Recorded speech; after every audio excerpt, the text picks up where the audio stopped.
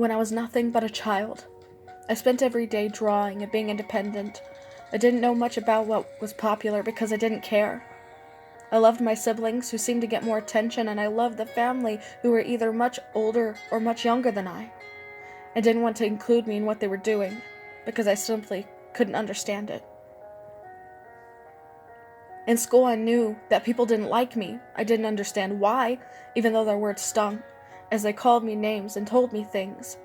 That I was fat and stupid, told me that I was nothing, told me that my siblings were embarrassed of me, that my parents didn't love me, that I didn't deserve my family because I wasn't good enough, and that no guy would ever love me. Because I was trash. Because I was different. Because I didn't belong. I was the ugly duckling, the black sheep, if you will. I drew and wrote, I listened to music like One Direction, Justin Bieber, and Taylor Swift. I was spending recesses inside, doodling instead of going down slides, instead of swinging on the monkey bars and playing hopscotch. It was lonely. Life still can be, as I'm still just a girl all alone in her room, being lost. But despite the bruises and the cuts, despite the scars on my heart, due to pranks using a maxi pad painting the color red and my diary read out loud in the locker rooms, as well as ruining any chance I had with any guy I liked just by telling him I liked him or pushing me into him while we were talking about school or other things, and then him telling me that we had no future, that he didn't mean to break my heart, but that he wanted nothing to do with me. Despite all that, I have a guy who is super tall. I feel like I'm half his height, and yet he still leans down to kiss me.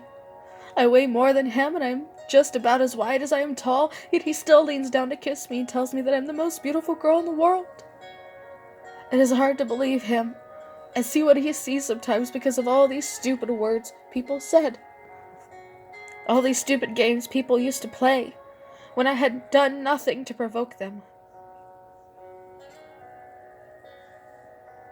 I may be overweight and short, I may do stupid things sometimes, but I know myself enough to know that I'm worth 1,000 times more than you think. That I'm amazing in more ways than just one. That I am talented in many things. How I draw amazing images and write beautiful songs and poems. How I bake and cook food so good everyone wants me to marry them. Just to eat it. How everyone wishes now to have me as a friend. Because I don't betray.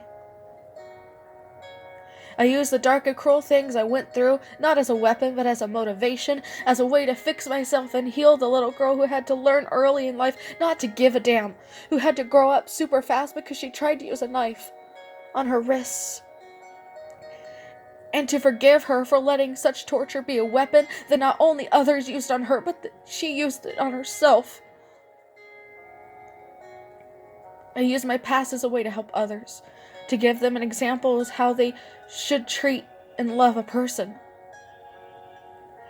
I love myself despite still hating myself and feeling like I am annoying and feeling fat and ugly and feeling like the world doesn't want me, that I don't deserve the world because I am worth nothing, because I am dog shit, and that I deserve to be 6 feet in the ground in a box, alive.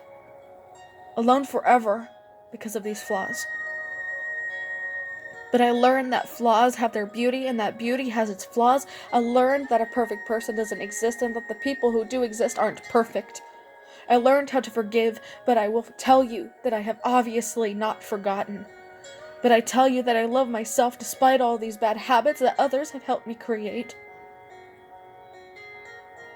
Because I wouldn't be this beautiful, amazing, and helpful human being that I am. I am only 21 years old as I write this, but I am willing to take the time to make the journey, so that way I can bring the best revenge by proving everyone else wrong, by proving myself wrong.